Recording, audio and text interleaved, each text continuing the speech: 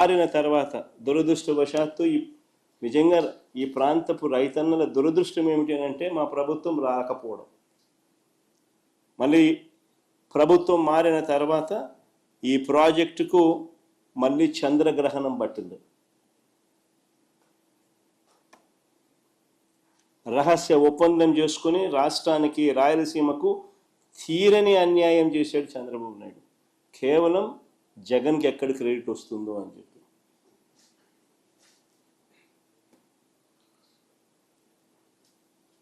NGT అభ్యంతరాలు, అసలు NGT అభ్యంతరాల తర్వాత ఈఏసీ అని central government expert appraisal committee అని సెంట్రల్ గవర్నమెంట్లో ఎన్వైరన్మెంటల్ ఎక్స్పర్ట్స్ దగ్గర ఎన్వైరన్మెంటల్ కమిటీ మీటింగ్లో ఈఏసీ జరుగుతుంది. ఈఏసీ 3 డేట్స్ నవంబర్ 2024 ఒకసారి సమావేశమైంది. జనవరి మళ్ళీ 2 నెలల తర్వాత జనవరి 2025లో మళ్ళీ సమావేశమైంది. మళ్ళీ మూడోసారి ఫిబ్రవరి 27, 2025 సమావేశమైంది. 3 సార్లు మీటింగ్ పెడితే చంద్రబాబు నాయుడు గారు రాష్ట్ర ప్రభుత్వం తరఫున కనీసం నోరు మెదపలేదు. దగ్గరుండి రాయలసీమ లిఫ్ట్ను కూని చేశాడు ఈ పెద్ద మనిషి. డిఫెండ్ చేయాల్సిన ఈ ప్రాజెక్టును డిఫెండ్ చేయకపోగా కూని చేశాడు ఈ పెద్ద మనిషి చంద్రబాబు నాయుడు, నోరు మెదపకోకుండా వదిలేయడంతో.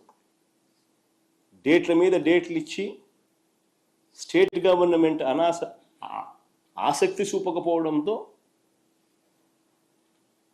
ఆ ప్రాజెక్టును కూని చేసే కార్యక్రమంలో చంద్రబాబు నాయుడు ఏకంగా కత్తి పెట్టుకొని కూని చేశాడు.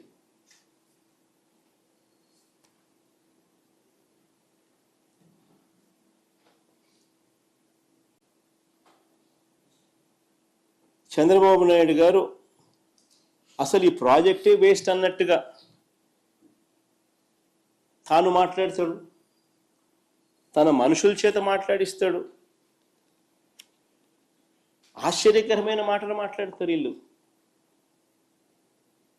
అయ్యా చంద్రబాబు, నేను అడుగుతా ఉన్నా, ఆయన అంటాడు, ఆయన మంత్రి అంటాడు, శ్రీశైలం డెడ్ స్టోరేజ్లో ఉండేది 34 టీఎంసీలే, అందులో ఏపీ వాటా 22 టీఎంసీలే, దీనికోసం లిఫ్ట్ ఎందుకని చంద్రబాబు అంటాడు.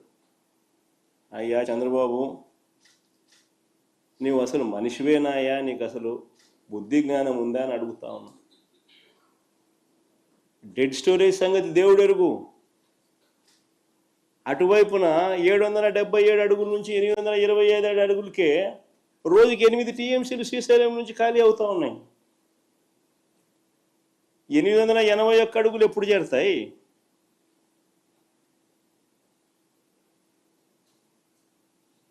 ఆ తర్వాత పోతిరెడ్డిపాడు నుంచి నీళ్ళు ఎప్పుడు కిందికి వస్తాయి?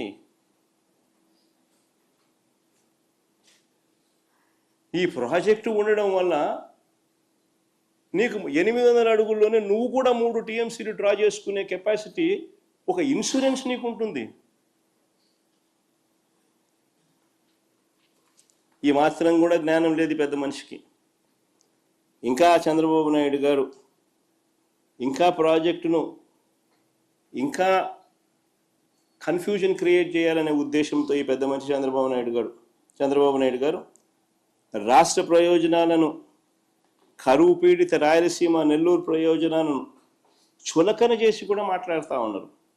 ఆ లిఫ్ట్లో ఆ స్టెబిలైజింగ్ రిజర్వాయర్లు అంటాడు. స్వామి, రిజర్వాయర్లు కాదు స్వామి కట్టిందాడా, స్టెబిలైజింగ్ రిజర్వాయర్లు. అవి కట్టకపోతే కుప్పంకు, చిత్తూరు జిల్లాకు తాగునీళ్ళు కూడా పోవు.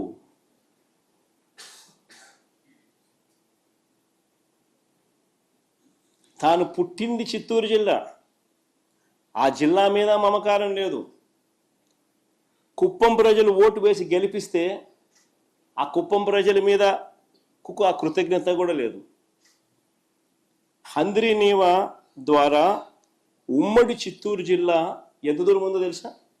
దాదాపు 500 కిలోమీటర్లు. 500 పైబడి కిలోమీటర్లు నీళ్లు ప్రయాణం చేయాలి. పూర్తిగా టేల్ ఎండ్లో ఉంటుంది. దీన్ని అధిగమించడం కోసం అని చెప్పి ఆ చిత్తూరు జిల్లాకు నీళ్ళు ఇవ్వాలని, ఆ కుప్పంకి నీళ్ళు ఇవ్వాలని, దీన్ని అధిగమించడం కోసం అని చెప్పి GNSS ద్వారా గండికోటకు నీళ్లు వస్తే అక్కడ లిఫ్టులు పెట్టి HNSSలోకి మరిన్ని నీళ్లు పంపి తద్వారా చిత్తూరు జిల్లాలోని తంబల్లపల్లె, మదనపల్లె, పీలేరు, పుంగనూరు, కుప్పము, చిత్తూరులకే కాకుండా రాయచోటికి నీళ్లు ఇవ్వడానికి ఈ పనులు చేశాం. దాంట్లో భాగంగానే ఈ స్టెబిలైజేషన్ రిజర్వాయర్లు. అసలు వీటి కెపాసిటీ ఎంతో తెలుసా? కాలేటి వాగు కెపాసిటీ కేవలం 1.2 TMC. 1.2 TMC. ముదివేడి కెపాసిటీ ఎంతో తెలుసా? కేవలం 2 TMCలు. నేటిగుంటిపల్లి కెపాసిటీ ఎంతో తెలుసా? కేవలం 1 TMC. ఆవులపల్లి కెపాసిటీ ఎంత తెలుసా? కేవలం 3 TMCలు. మా హయాంలో ఈ ప్రాజెక్టులు కట్టాం. ఈ స్టోరేజ్ కెపాసిటీ కానీ లేకపోతే నీళ్ళు ఎలా ప్రవహిస్తాయి? 500 కిలోమీటర్లు దాటి టేలెండ్లో ఉన్న ప్రాంతానికి నీళ్లు పోవాలనంటే ఈ స్టెబిలైజింగ్ రిజర్వాయర్లు కానీ లేకపోతే నీళ్ళు ఎట్లా ప్రయాణం చేస్తాయి? ప్రజల గొంతు ఎలా తడపాలని ఆలోచనలు లేవు వెనుకు. ప్రజలు అల్లాడుతూ ఉంటే వాళ్ళకి ఎలా మంచి చేయాలి అనే ఆలోచనలు పుట్టవు వెనుకు. దిక్కుమాలిన అబద్ధాలు, దిక్కుమాలిన మోసాలు. ప్రజల గురించి ఏ రోజు చీకు లేదు, చింత లేదు. చెప్పేటివన్నీ అబద్ధాలు, చేసేటివన్నీ దొంగ పనులు.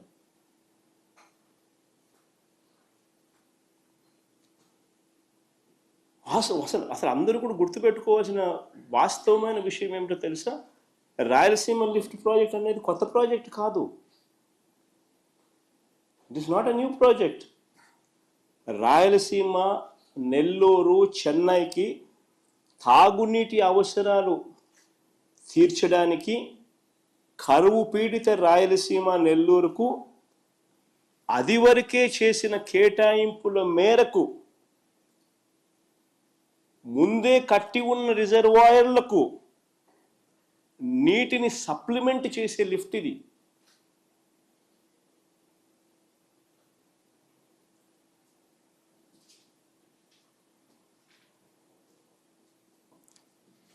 కృష్ణా నదిలో వరద వచ్చే రోజులు రోజు రోజుకు తగ్గిపోతూ ఉన్నాయి. ప్రతి సంవత్సరం తగ్గుతూ ఉన్న పరిస్థితులు. 20-30 రోజుల కన్నా ఎక్కువ రాని పరిస్థితి. ఇప్పటికే పడిపోయిన పరిస్థితి. ఇలాంటి నేపథ్యంలో మరోవైపున చూస్తే రోజుకి 8 TMCలు నీళ్లు శ్రీశైలం నుంచి ఖాళీ అవుతా ఉన్న ఇంకో పరిస్థితి కనిపిస్తూ ఉంది. మరోవైపున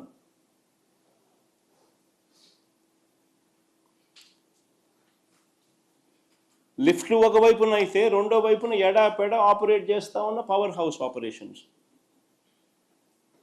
కనీసం అటువైపున నీళ్లు తాగడానికి ఉండవు, కరువు పీడిత ప్రాంతం అది అని చెప్పి కనీసం ఆలోచనలు కూడా లేకుండా ఎడాపెడా పవర్ హౌస్ ఆపరేషన్స్ చేస్తూ ఉన్నారు. శ్రీశైలం నుంచి 777 అడుగుల నుంచి 825 అడుగులు నుంచే తోడేస్తూ ఉన్న పరిస్థితి. నీళ్ళు ఖాళీ అవుతా ఉన్న పరిస్థితి. మరి ఈ తక్కువ సమయంలోనే ఆల్రెడీ కట్టి ఉన్న ప్రాజెక్టులకు నీరు నింపలేని పరిస్థితిని సరిదిద్దే కార్యక్రమమే రాయలసీమ లిఫ్ట్.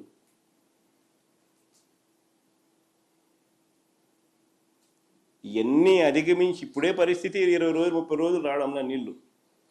మరోవైపున ఈ పరిస్థితి రోజుకి 8 TMCలు నీళ్లు శ్రీశైలం నుంచి ఖాళీ అవుతా ఉన్న పరిస్థితి, అయ్యబోయే పరిస్థితులు. మరి 20-30 రోజుల లోపల ఏ రకంగా నీళ్లు రాయలసీమ ప్రాజెక్టులకు అందుతాయి?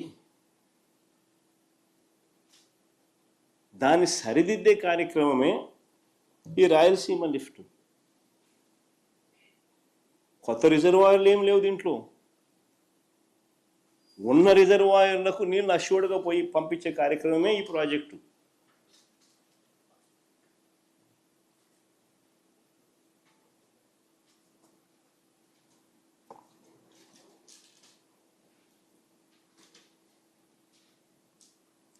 అసలు వాస్తవం ఏంటంటే పాలకులుగా అటువైపు తెలంగాణ కానివ్వండి, ఇటువైపున ఆంధ్ర కానివ్వండి, అందరం ఒకటే భాష మాట్లాడతాం, అందరం అన్నదమ్ములము.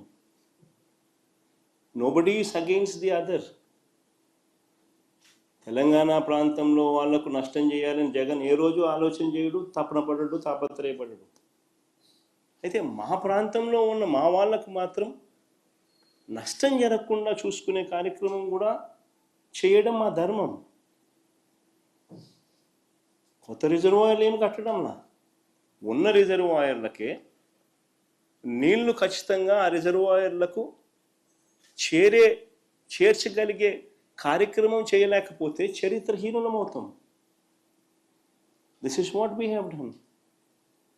దీంట్లో ఒక ఎమోషనల్ డ్రామాస్ ప్లే చేసి భావోద్వేగాలను రెచ్చగొట్టి ఇరు ప్రాంతాల ప్రజలకు మధ్య గొడవలు క్రియేట్ చేసే కార్యక్రమము పాలకులుగా ఉన్న కొంతమంది చేస్తూ ఉన్నారు. తప్పది. ఫ్యాక్ట్స్ కరెక్ట్గా చెప్పాలి. కరెక్ట్గా